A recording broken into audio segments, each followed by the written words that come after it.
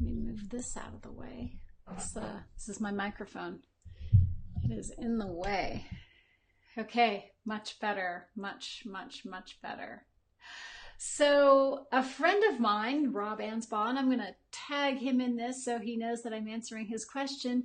He asked me, he said, Angela, how do you protect your trademark from those naughty foreign infringers that manufacture stuff and import it and sell it overseas, sell it here from overseas? Well, there is actually a procedure for that, and you can get Customs and Border Patrol, also known as CPB, to enforce your trademarks and seize counterfeit goods at the border. Now, why is this a big deal? Well, it's a big deal because what happens is people manufacture subpar goods overseas and then they sell it over here, and it eats into companies' profit margins.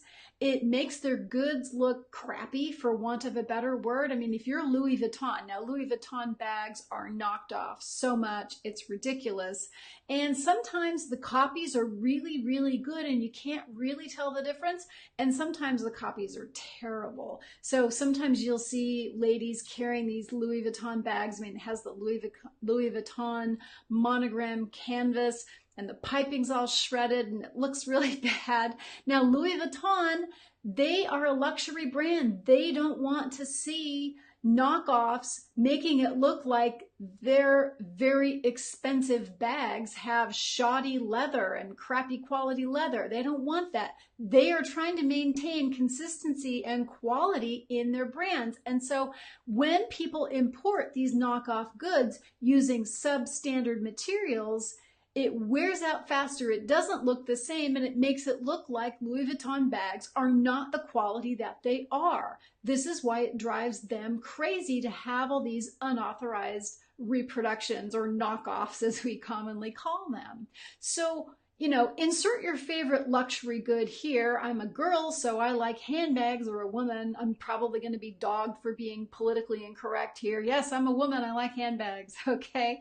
But, you know, if I were a golfer and I wanted those Ping golf clubs and I didn't have the money for them, and I could go and buy a knockoff set, maybe I wasn't a really great golfer and I couldn't tell the difference, you know, that might affect the reputation for quality that Ping has. And also it cuts into Ping's profit margin, because I probably would have been willing to spring for a high price set of Ping golf clubs, but heck, when I can get them for, you know, a tenth of the price at a knockoff retailer, what do I care? You know, some people really care about it. Like I would really care about it. I want the real thing, right? I don't want the knockoff.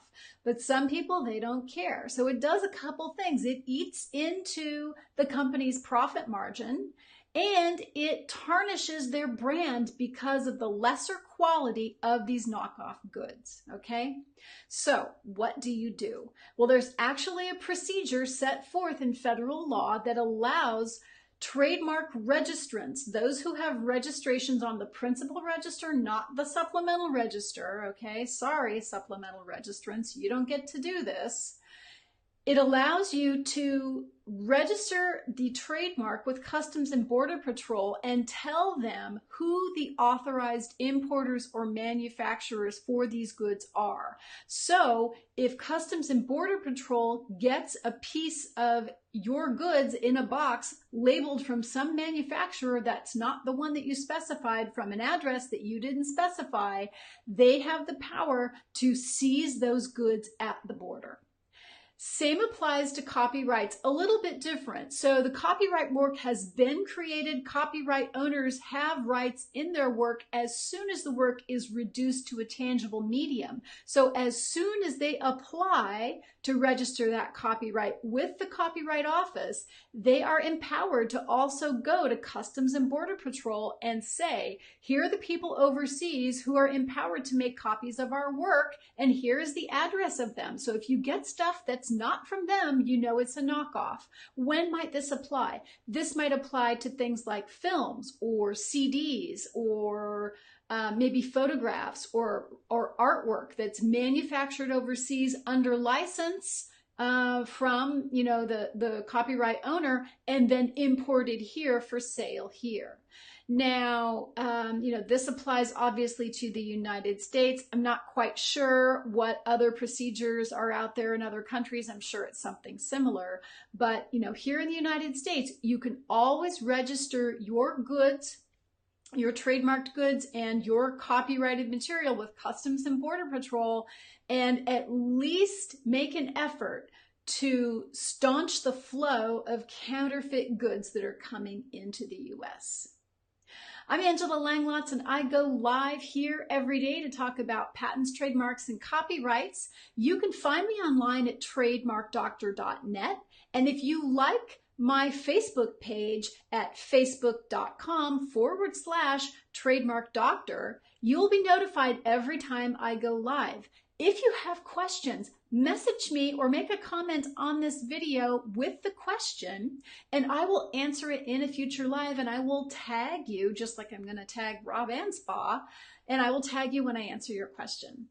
I'll see you tomorrow.